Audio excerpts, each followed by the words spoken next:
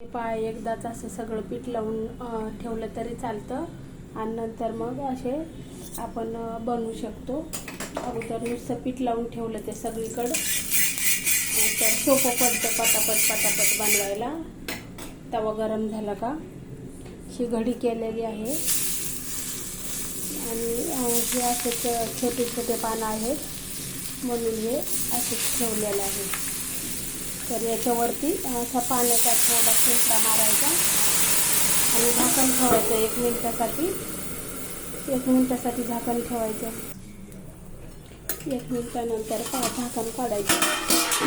झाकण काढल्यानंतर कसे छान असे 1 मिनिटाने कसं भाजून निघतात छानपैकी. खाली चिकटत वगैरे काहीच नाही आणि लोखंडी तव्यावरच बनवले. कुठल्या पण तव्यावर बनवू शकता तुम्ही.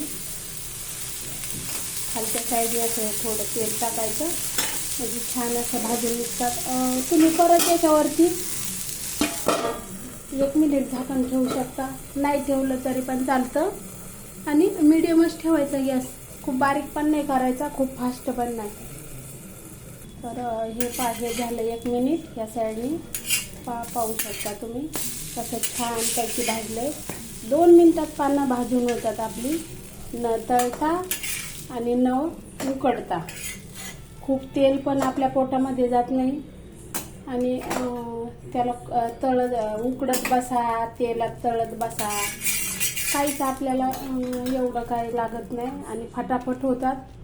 ताबडतोब ते उकडल्यावर थंड करा, तेलात तळा, त्याच्या वड्या पाडा. तसं काही न करता ते 4 पानाचे वाटतं 4 पानाचे. तर हे पहा तेल टाकायचं तव्यावर, असा शिंपडा मारायचा थोडा पाण्याचा आणि एवढे छान शिजून अगदी मस्त होतात.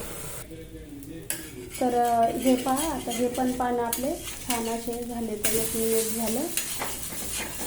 खाली चिटकत वगैरे काहीच नाही पहा आणि पौष्टिक असे न तळता न उकडता अशी पानं बनवून पहा.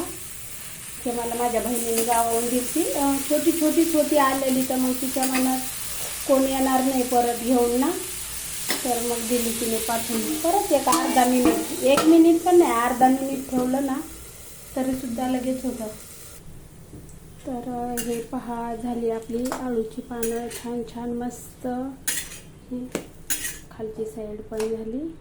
तर हे पहा कशी वाटली आळूची पानं. नक्की सांगा. न उकडता आणि न शिजवता कमी तेलामध्ये घडी करायची असेल तर ही अशा प्रकारे घडी करायची. ही सुद्धा छान होते, मस्त लागते.